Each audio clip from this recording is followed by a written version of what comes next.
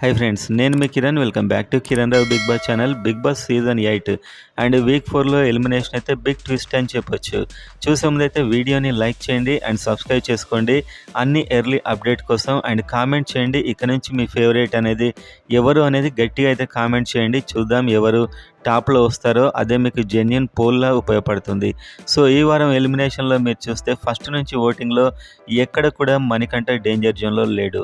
Top 2 are top 3లో ఉంటూ వస్తున్నాడు Manikanta. And ఈసారి అతడికి ఎక్కువగా 0 ఇవ్వడం వల్ల జైలుకి వెళ్ళాడు. యాక్చువల్గా ప్రతి సీజన్లో జైలుకి వెళ్ళడం ఒకటే ఉంటుంది, కానీ ఈ సీజన్లో మాత్రం డైరెక్ట్ అతన్ని డేంజర్ జోన్లో పడేశారు. అంటే లాస్ట్ ఇద్దరిలో అది నిన్ననే ఎపిసోడ్లో వచ్చింది. అండ్ చివరికి మిగిలింది సోనియా.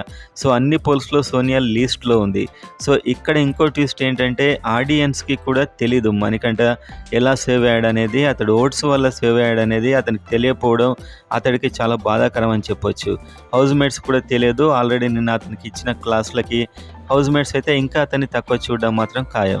సో సోనియా కూడా ఓట్స్ వల్ల ఎలిమినేట్ అయినట్టు ఆమెకు కూడా తెలియకుండా చేసేశారని సమాచారం. సో లాస్ట్ ఎలిమినేషన్ మాత్రం హౌస్ మేట్స్ ఒపీనియన్ అడిగినప్పుడు ఆ ఒపీనియన్లో మనకు నిఖిల్, పృథ్వీ అండ్ నైనిక మాత్రమే సోనియా ఉండాలి అని చెప్పి, మిగతా వాళ్ళంతా కూడా మణికంఠ ఉండాలని చెప్పి ఓటేసినట్టు మనకు వస్తున్నటువంటి న్యూస్.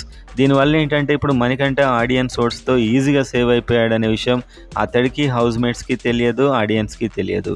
అండ్ అదేవిధంగా సోనియా ఓటింగ్తోనే ఎలిమినేట్ అయినట్టు ఆమెకు, హౌస్ మేట్స్కి తెలియదు. బయట మనకు ఆల్మోస్ట్ తెలుసు, కాకపోతే అఫీషియల్గా తెలియదు. సో ఈ విధంగా హౌస్లో మాత్రం ఒపీనియన్ ఏం ఫామ్ అయి ఉంటుందంటే అతడు ఎలాగో ఎలిమినేట్ కావాల్సిన వాడే అని.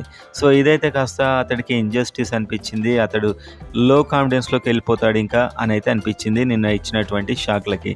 సో మీ ఒపీనియన్ ఏంటి? కామెంట్ అయితే చేయండి ఎలిమినేషన్ మీద.